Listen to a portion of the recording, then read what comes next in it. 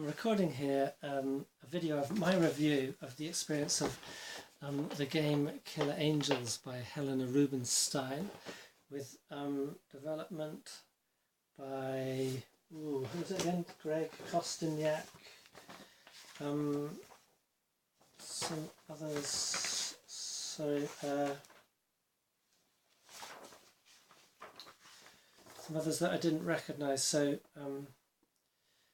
Stephen Donaldson, Doug Kaufman and Daniel Scott Palter, Stefan Patijak and Greg Kosteniak. So essentially it feels like what it is, which is Helena Rubinstein's thesis on this campaign of Lee's offensive in the North, June to August 1863. And in that terms, it's a very interesting study. But I think that the sort of review in a nutshell is that that is what it is. It is a study of the command decisions, problems, and considerations of Lee and Hooker, Meade, or whoever's in command of the Army of the Potomac in that point. And the thing is that some of those command decisions are based on geography and force, in the sense of, which unit do I move where? Am I going up through Harper's Ferry, or am I going to try and ford the Potomac at some point? Am I going to guard along the Potomac, or do we think the enemy's going to go around it up near Harper's Ferry or above? Where do I place my units in respect to this consideration? How fast can I get there? How fast can he travel? Which of my leaders are up to it, and so forth. But then many of the other decisions are actually to do with more administrative considerations. Now in the basic game, that's not so. In the basic game, really, it's just about issuing orders, attaching or detaching units, screening yourself with pickets, so which essentially means that if a unit moves within range of your pickets, you're able to react to that. So you create screens to react to the enemy's moves, either to move towards or away to them when they are moving towards or away from you. And in the basic game, it's really enjoyable. That's kind of mainly what it's about. There's and you can play the whole campaign in that. But when you get to the advanced game, you find out how much is missing from that. How much the advanced game does add in, purely in the sense of breaking down units into smaller portions, in the sense that now pickets have become true pickets, so they're very few men, and really they would only be used for sort of scouting perhaps, or as a screen, a static screen. But then you can peel off regiments, brigades, and you can create grand divisions, and all of these then have new leaders, so then you sort of get a greater pool of leaders. But then what that then means is that some leaders are able to activate themselves quite handily, on the Union side most not, which then means Hooker, or whoever's in command, has more leaders to consider, more information to consider, and he's only got so many action points to activate those leaders. So the greater his sort of dissipation of resources, the more he's able to sort of cover and do in theory, but in practice generally he's able to react less efficiently. So there's a balance in that created. And then there's, because you go from 2-day turns in the basic to 1-day turns in the advanced, and then movement is generally slower, and things are happening by smaller increments, but at each point you're making sort of quite important decisions on who am I going to send moving first. Am I going to enter into battle, and who am I sending out as my screen, so who's available within range for reaction, that kind of thing. It also adds in the battle a lot more interest, in the sense of in the basic game the units that are in the hex are committed and you go. In the advanced game, and I was forgetting it in my playthrough, but even units that are in the hex, although they're committed, they might actually be delayed, so you're having to spend action points to ensure certain leaders are going to be attacking in that round. And then in addition to that, then you can put units in reserve and then call them in for a flanking manoeuvre, which will give you a benefit in one round. And then you can also call in units from within 6 hexes to the sound of the guns, and they may arrive there within a day, or they may join the next day of battle. And I've actually had a 3-day battle in my advanced game just there. And again, then they have to be committed. They might be delayed. They will come in. If they're delayed, they come in the next round, but they might not come in the first round. So it can mean that battles kind of stretch out, and they might become more kind of like running battles, or sort of escalated skirmishes that then peter out. And Gettysburg was a set piece. It came from a kind of like a skirmish to a meat engagement to a set piece battle, and you can see how this system would really show how that could develop depending on which units are around, and how the Confederates have the edge on that in terms of kind of like agility, initiative, but the Union have a lot more force. And so, you can see how this, as a study, is really going to bring out the aspects of the campaign. So the advanced game has a lot more detail, which makes it feel a better game. But what I found was that if I hadn't been spent a lot of time on the basic game, and I just went straight into the advanced, which I wouldn't have done, and I don't think most people would as a beginning player, because the basic game is different enough from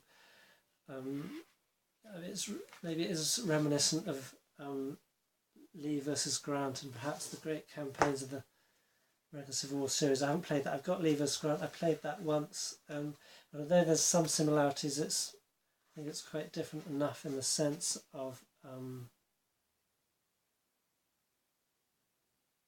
it's still a kind of like I go, you go with reaction in it, rather than each stack operating one after another, from this side to that side, this side to that side, this side to that side.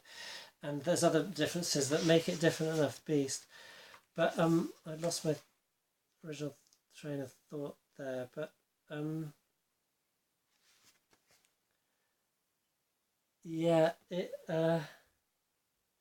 so it's a different enough game that I think because especially the way you can use these screens and reaction works, that you really need to get a hang of that in the basic game before leaping up to the advanced.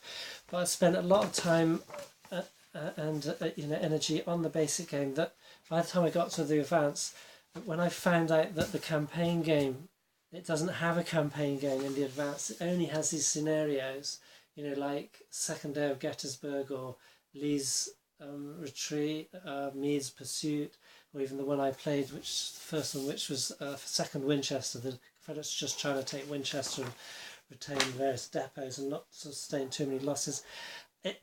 I was disappointed, because I wanted to try the whole campaign, which I've just been playing the basic with the advanced rules. Now, you get the campaign rules, which I never stepped up to, but you can actually play with bits and bobs, or even of the campaign rules in the advance. You don't have to play the whole campaign rules, so you could, in a sense, play the campaign with the advanced rules without any of the extra campaign rules. And I just really thought of that now as I was speaking. Why didn't I do that? Or you can add in as many or as few of the campaign rules as you like. It's suggested within the rule set, although they do say, but if you're only adding bits here and there, we can't answer for play balance. But that would be eminently doable. But you see, it is a lot. There's these 3 steps to the rules: basic, advanced, and campaign. And campaign even adds a lot more to the advanced in terms of leadership effects. So you get politics coming in. So, our leader's Democrat, Republican, or I think they have a neutral stance. And how that affects things. I haven't really looked at it. And then morale comes in a lot more. I just realised I forgot that in so in the game I played, you have armies reach a breakpoint in the advanced, and I'd forgotten that from the basic. And that is the other thing as well. You play the basic game, and then in the advanced you have to sort of unlearn some rules, in the sense that now you have to learn that you can't just fight to the end of the day, because the army, if it reaches breakpoint, it's going to quit. And so that's another sort of pain. That means, in a sense, I wish I'd gone straight to the advanced game. I wish I could. But the upshot of it is means that now I know the system. When I come back to it another time, and this is a game that I'm going to keep to come back to another time. It's not one of my games which are done and gone. In that, you know, I play one and done. In the sense that I will play them once and I say, okay, that was I'm glad, you know, I played that game and I got to know it. Or in rare cases, oh my god, that was a real stinker, throw it out the door. But some games I just know, okay, it's not a game for me, and I'll quite happily get rid of it after one go. This is not one of those. This is a game where I think, you know, I'd like the time and the energy to come back to it later, and I'm going to hang on to it. And when I do, I will go straight to the advanced rules, and try and keep forgetting some of those basic rules. The trouble is that the systems themselves are all quite simple. You know, there's nothing really complicated going on, but there's a lot of detail, and I was forgetting a lot of things. You get kind of like a basic summary. So, for example, you get this advanced game summary. It's actually on the back of one of the rule books. I photocopied it off. So that gives you breakdown of the administrative points, how they are spent. Advanced game, campaign game, there's a smaller set for the basic, and then extra summary of things like, okay, what does unit classes mean, how do you do independent initiative roles, because it's different from the basic, how a railcut is handled, how's reaction handled, because it's all different from the basic, and the basic has its own summary, so that's handy. But even so, it's one of those games where you wish you had like a handy cheat sheet, like don't forget this, this and this. Because, for example, this doesn't go into battle, and I needed a little cheat sheet of how reserves and commitment and so forth work. It doesn't have that reminder, and I needed reminding for that. So, so that's my experience with the game. What can I say about the game itself, just as a game? Well, first, you know, it is of its era, so the components are of the era, and there's nothing wrong with them. They're perfectly functional. You've got your small, half-inch counters. You've got paper map. It recommends you chop it off because you need, you know, if you're playing two-player, you each need your strength tracks separate and hidden from the other fellow.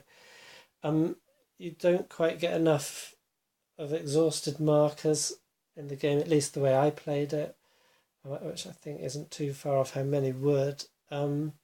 But generally, otherwise, you get enough markers, and you do get a lot of markers. There's a bit of plethora of markers because every unit even up to the advanced game, it's right down to brigade and regiment has 2 markers. Every leader has 2 markers. In fact, 3, because you also have a dummy, which I didn't bother playing with. And yeah, like I said, I explained the procedures in some videos, so I won't go into that, but it's not a complicated game, but it's a very detailed game. The basic game isn't so detailed, but the basic game, I think, at least as a solitaire player, exhausts itself fairly quickly, and I think this is the sort of the encapsulating point of the game for me, is that the map is not huge, and the campaign is such, the aims of Lee are such, and so the corresponding aims of Hooker, which are really to halt Lee's aims and hopefully engage him in death and destruction. The aims are such that you see quite quickly that Lee was doing what any sensible commander would do in this situation.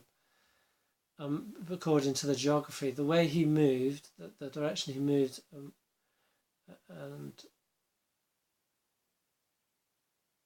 is the way that really you're going to move, because you've only really got 2 options: go above the Potomac or go over the Potomac, go around the Rappahannock, or Lee cannot. They're so close at the beginning of the campaign. Lee has to get away from Hooker, get around him and get up. Now, he's got the movement, the initiative and the capability to do that, but the further away from Hooker he is, the better, and that does mean either going through Harper's Ferry or going above it, and it's a bit silly to go above it because you really need the line of communication that it affords, and probably the depots that it affords, because you need the supplies. I didn't get into needing to forage in Pennsylvania or Maryland, but that might have happened. So what I'm trying to say is that the overall strategy is going to be pretty much the same each time you play it. The difference is going to come in exactly which forces you use and where in that strategy. So because the units are hidden, and your opponent's trying to scout out, there's a lot of chance for hiding strength of force, a bit of a bluff in feints and maneuvers, not in battles but in maneuver. And I think that is where the game would really shine. And as a solo player, you can't really get into that. You can kind of exercise it as an intellectual exercise, and say, what if Lee split off his forces this way? How could Hooker and his forces respond to that, and how might they do it? And you can say, okay, you can say to yourself, I don't know what Lee's done there, so I'm going to have to either I have enough force and action points to scout both those forces, or I don't. So then you make an educated guess which one would the leader have done in that case, or you just roll for it, and then so you can kind of exercise it as a very interesting study of that kind of situation, and that. But you don't get the excitement, the bluffing. It's like, I got them through. He's still hot on my heels. Maybe I have to drop for another and delay him, or maybe I'd feint back and he goes after my, etc. You don't get that. So I think this game would really shine in that. But you're going to have two quite committed fellows in it to do that, because it's a shell game in that sense. The maneuver, it's going to almost, each time you play it, I think it's going to almost sort of carry out the same moves. It'll be a little bit like, a chess opening in that sense. You're just kind of like, okay, he's made that opening. My required response is that. But it's more exciting than chess in that sense, is that in the shell game aspect, is that a pawn he's got there, or is it a rook? Do you know what I mean? Is that his queen, or is it just a pawn? I don't know. And that could be great, but you have to have people that are interested in playing this shell game, which essentially entails shuffling leaders and combat units around on a track, and also not even doing that. The tracks remaining static, but you're having to mentally remember, okay, that one's subordinate and attached, that was subordinate but it's detached. Now you can tell it by looking at the units on the map, but with them being hidden, you're having to turn it over, say, to remind yourself. You're probably writing it down on a scratched piece of paper, or you're using coloured cubes or something as a mnemonic. I can never say that word. I don't know how it's spoken. Please, I need to hear someone say it. But so it's that shell game's happening in an abstract arena, and at least for me, the more interesting arena is the visual one and moving over the geography. So if you have two players that are dedicated enough to combine those two games, and also then even get into perhaps the campaign rules of the politicking that Hookers and then Mies are having to deal with, and which units are supported politically. Can I obtain reinforcements from this department? I haven't really gone into that, but I've mentioned it in the procedures. Hooker's got all that as well. He's got some restrictions. There's more forces on the map that are immediately in his command, that are immediately subordinated to him, and he has to kind of he has to essentially roll a die and try and claim some, and use action points, his precious action points. That means he can't be moving or helping other units to move. Wrangling with Washington, the administration over subordinates in departments and so forth. So he's got that kind of difficult decision making to make, and again, that's part of that shell game, is of which units can I move behind the scenes, which reinforcements am I going to have behind my back that my opponent won't know. Is that a new division I'm marching down from the Susquehanna, or is that just a picket? So I think that's all I can say. I hope I have done in this very brief review of my experience given some overview of the game itself, as well as how it felt for me. And so I've done justice to Helena Rubinstein's game in these very, very few, in this short time. I think essentially it does what it says on the tin, which is that it presents you this really interesting study. You can see how, as a thesis, and this is the developers, there's various ones, one for the basic, one for the advanced, one for the campaign. They've essentially used her thesis to, I don't know how much they had to change to make it into a game, but you can see her thesis very much there, and how interesting that would be is instead of just writing, a however many word document, you would study the problems of command and control, supply, and when I say command and control, I also, meaning which forces you have available, politics of, the different departments and so forth.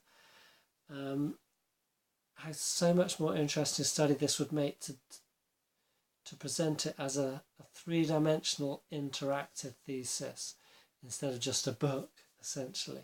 And essentially, this is what this is. It's kind of like, it's not really Richard Sharra's Killer Angels, an exciting, almost kind of like emotional recreation of a campaign. But it's an extremely evocative rendition of a detailed study of the command, supply, control, and political considerations of this game. And I haven't even gone into all of it. I'm basing some of that saying on just what I can see from the maps and rules. For example, I didn't go into the off-map boxes where you've got at-sea movement. You have Richmond's, Pennsylvania, Norfolk. They're all represented in the sense that off the map, if the Confederates have 8 units in Richmond, then the 8 strength points units in Richmond, then the Union has to have at least 10 corresponding peninsula. At least 8, in corresponding peninsulas. They have to be like for like. And so, as if the Confederate adds more in, they can draw off Union forces, or if the Confederate draw off from there, the Union can then draw off. And, there's a little bit more finesse to it than just that, but, there's all that considerations beyond the scope of the map. So, it's bringing all that together into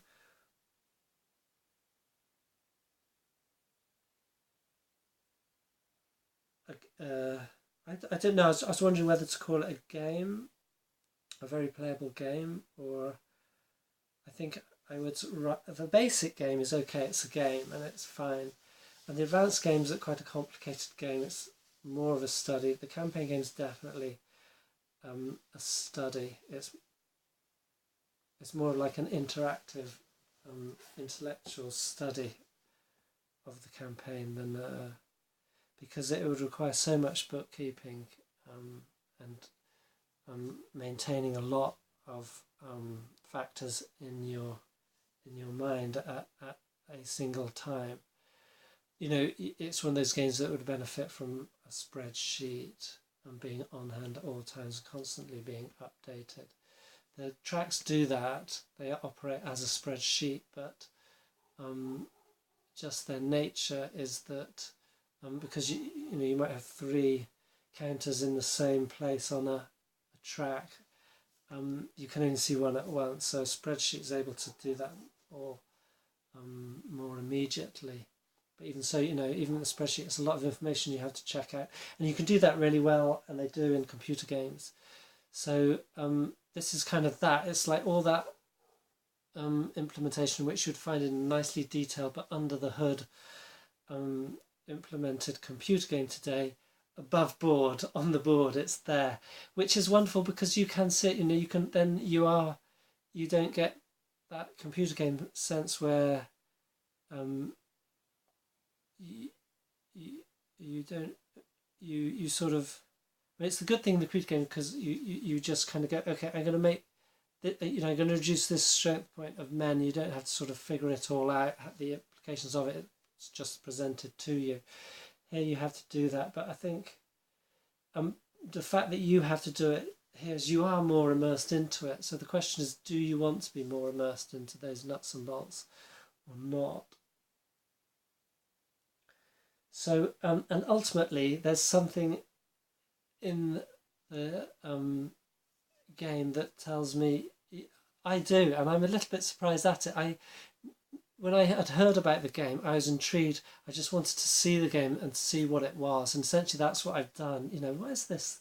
A female wargame designer it's basically a thesis turned into a game. That sounds interesting. I wanted to see it, and I'm glad I have seen it because it's allowed me to meet the game over and above a lot of the reports you hear, which are just that, oh, it's you know, it's too complicated. It's I've read a couple of rules reviews on, I think,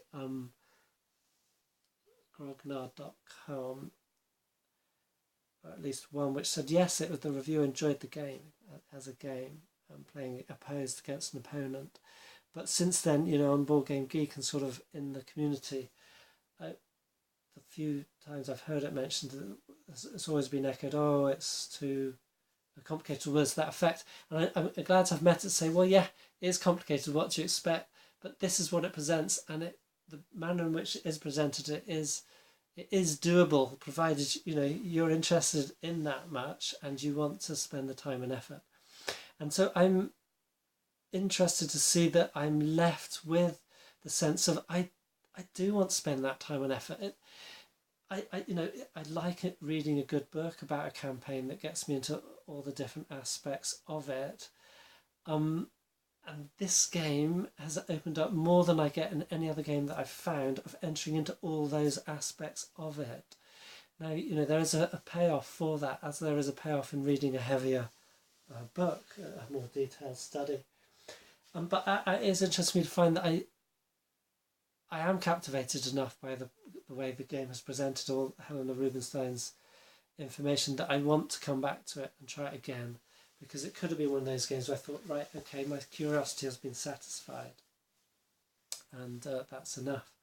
So that's it. That's Helena Rubinstein's Killer Angel.